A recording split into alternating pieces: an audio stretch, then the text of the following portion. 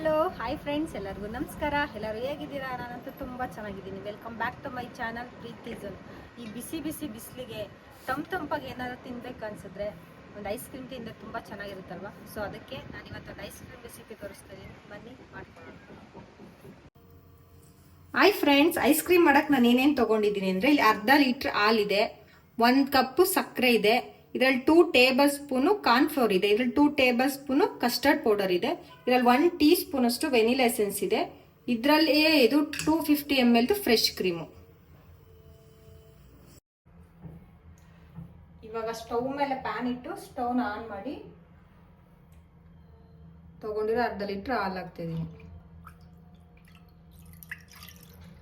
ಇದರಲ್ಲಿ ಸ್ವಲ್ಪ ಹಾಲು ಉಳಿಸ್ಕೊತಾ ಇದ್ದೀನಿ, ಏಕೆಂದರೆ ಕಾರ್ನ್ಫ್ಲೋರ್ ಮತ್ತು ಕಸ್ಟರ್ಡ್ ಪೌಡರ್ ಕಲಸೋಕ್ಕೆ ಹಾಲು ಬೇಕು. ಅದಕ್ಕೆ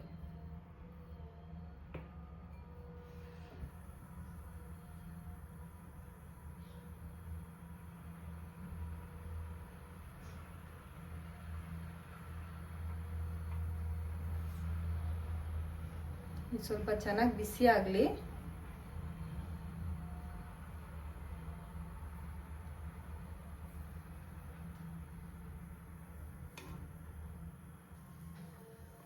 ಈಗ ಬಿಸಿಯಾಗ ನೋಡಿ, ಇವಾಗ ಕಾರ್ನ್ಫ್ಲೋರ್ನ ಒಂದು ಲಮ್ಸ್ ಇಲ್ದಿರ ಥರ ಕಲಿಸ್ಕೊತಾ ಇದ್ದೀನಿ.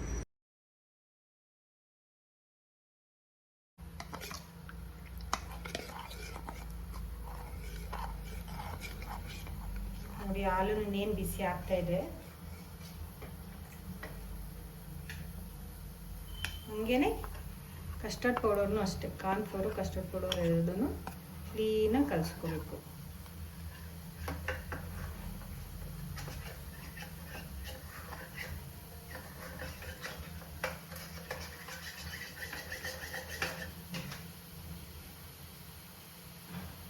ಇವಾಗ ಫ್ಲೇಮ್ನ ಕಮ್ಮಿಲಿ ಇಟ್ಕೋಬೇಕು.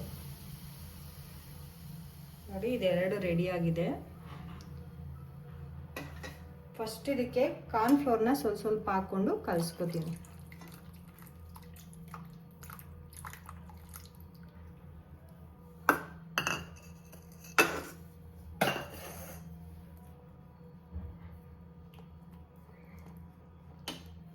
ನೆಕ್ಸ್ಟ್ ಇದಕ್ಕೆ ಸಕ್ಕರೆ ಹಾಕೋತೀನಿ.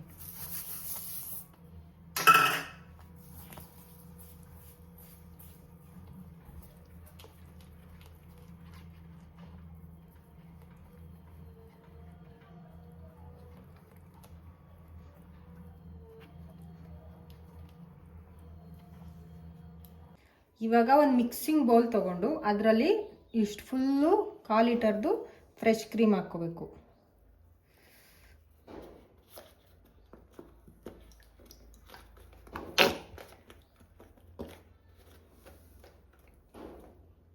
ಇವಾಗ ಫ್ರೆಶ್ ಕ್ರೀಮ್ ಹಾಕೊಂಡು ಆಯಿತು. ಇದನ್ನು ಸ್ವಲ್ಪ ಬೀಟರಿಂದ ಚೆನ್ನಾಗಿ ಬೀಟ್ ಮಾಡ್ಕೊಳ್ಳೋಣ.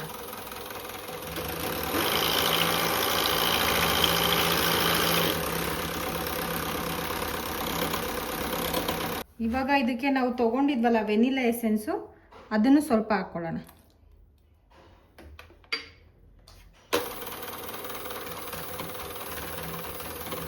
ಸ್ವಲ್ಪ ಕ್ರೀಮಿಯಾಗಿ ಬರೋ ತನಕ ಚೆನ್ನಾಗಿ ಬೀಟ್ ಮಾಡ್ಕೋಬೇಕಲ್ಲ. ನೋಡಿ, ಇವಾಗ ಇಷ್ಟು ಬೀಟ್ ಮಾಡ್ಕೊಂಡ್ರೆ ಸಾಕು. ಒಂದು ಎರಡು ನಿಮಿಷ ಬೀಟ್ ಮಾಡ್ಕೊಂಡಿದ್ದೀನಿ, ತೋರಿಸ್ತೀನಿ ನೋಡಿ. ಇಷ್ಟೊಂದು ಸ್ವಲ್ಪ ಗಟ್ಟಿಗಾದರೆ ಕ್ರೀಮ್ ಸಾಕು. ಇವಾಗ ನಾವು ಆಗಲೇ ಮಿಕ್ಸ್ ಮಾಡ್ಕೊಂಡಿರೋ ಕಸ್ಟರ್ಡ್ ಪೌಡರು, ಕಾರ್ನ್ಫ್ಲೋರ್ ಹಾಕಿ ಬಿಸಿ ಮಾಡ್ಕೊಂಡಿರೋ ಹಾಲ್ದು ಮಿಕ್ಸ್ಚರ್ ಇದಕ್ಕೆ ಹಾಕ್ಕೊಂಡು ಮತ್ತೆ ಬೀಟ್ ಮಾಡ್ಕೊಳ್ಳೋಣ. ನೋಡಿ, ಇವಾಗ ಇದು ಫುಲ್ಲು ತಣ್ಣಗಾಗಿದೆ. ಇದನ್ನ ಅದರೊಳಗಡೆ ಹಾಕ್ಕೊಳ್ಳೋಣ.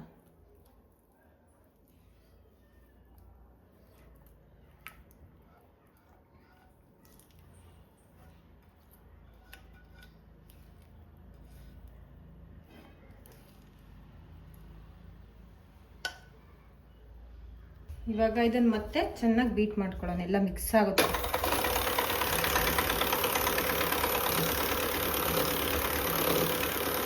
ಕ್ರೀಮ್ ಮತ್ತು ಹಾಲು ಎಲ್ಲ ಚೆನ್ನಾಗಿ ಮಿಕ್ಸ್ ಆಗಬೇಕು. ನಿಮ್ಮ ಹತ್ರ ಬೀಟರ್ ಇಲ್ಲ ಅಂದರೆ ಇದನ್ನೇ ಮಿಕ್ಸಿಗೆ ಹಾಕ್ಕೊಂಡು ಮಾಡ್ಕೋಬೋದು.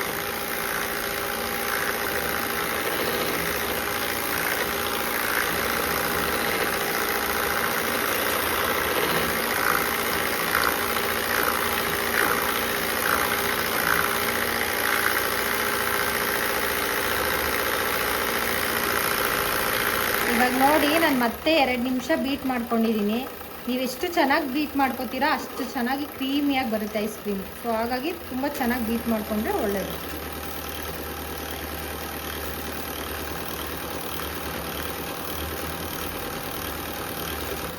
ಇವಾಗ ಇಷ್ಟಾದರೆ ಸಾಕು.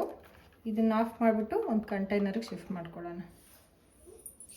ಇವಾಗ ನಾನು ಈ ಥರ ಕಂಟೈನರ್ಗೆ ಶಿಫ್ಟ್ ಮಾಡ್ಕೊತಾ ಇದ್ದೀನಿ.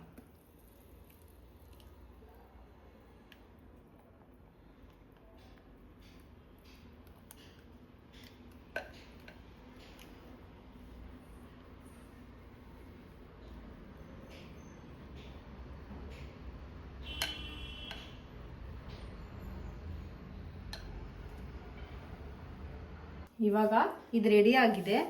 ಇದ್ರ ಮೇಲೆ ನಿಮ್ಮ ಹತ್ರ ಇದ್ದರೆ ನಿಮಗೆ ಬೇಕಂದರೆ ಸುಮ್ಮನೆ ಚಾಕೋ ಚಿಪ್ಸ್ ಹಾಕೋಬೋದು, ಬೇಡ ಅಂದರೆ ಬೇಡ. ಇದಾದಮೇಲೆ ಇದನ್ನು ಒಂದು 8 ಅವರ್ಸ್ ಆದರೂ ಫ್ರೀಝರಲ್ಲಿ ಇಡಬೇಕು. ಓವರ್ ನೈಟ್ ಇಟ್ಟರೆ ಇನ್ನೂ ಚೆನ್ನಾಗಿರುತ್ತೆ. ಒಂದು 8 ಅವರ್ಸ್ ಆದಮೇಲೆ ನೋಡೋಣ ಮತ್ತೆ ಇದು ಹೇಗಾಗಿರುತ್ತೆ ಅಂತ. ಇವಾಗ ಇದನ್ನು ಫುಲ್ಲು ಕ್ಲೋಸ್ ಮಾಡಿಬಿಟ್ಟು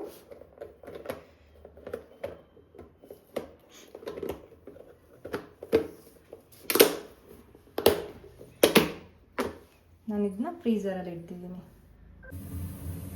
ನೋಡಿ ಫ್ರೆಂಡ್ಸ್, ಇವಾಗ ಓವರ್ ನೈಟ್ ನಾನು ಇದನ್ನು ಫ್ರಿಜ್ಜಲ್ಲಿ ಇಟ್ಟಿದ್ದೆ. ಇವಾಗ ಐಸ್ ಕ್ರೀಮ್ ರೆಡಿಯಾಗಿದೆ. ಎಷ್ಟು ಚೆನ್ನಾಗಾಗಿದೆ ನೋಡಿ.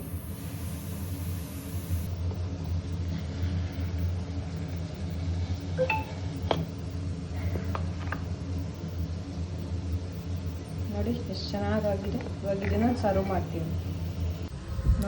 ನೋಡಿ ಫ್ರೆಂಡ್, ತುಂಬ ಟೇಸ್ಟಿಯಾದ ಐಸ್ ಕ್ರೀಮ್ ರೆಡಿಯಾಗಿದೆ. ತುಂಬ ಚೆನ್ನಾಗಿದೆ. ನೀವು ಮನೇಲಿ ಒಂದ್ಸಲಿ ಮಾಡ್ಕೊಳ್ಳಿ. ಹೆಂಗಿತ್ತು ಅಂದ್ಬಿಟ್ಟು ನನಗೆ ಕಮೆಂಟ್ ಮಾಡಿ. ಹಾಗೆ ನನ್ನ ಚಾನಲ್ನ ಲೈಕ್ ಮಾಡಿ, ಶೇರ್ ಮಾಡಿ, ಸಬ್ಸ್ಕ್ರೈಬ್ ಮಾಡಿ. Thank you.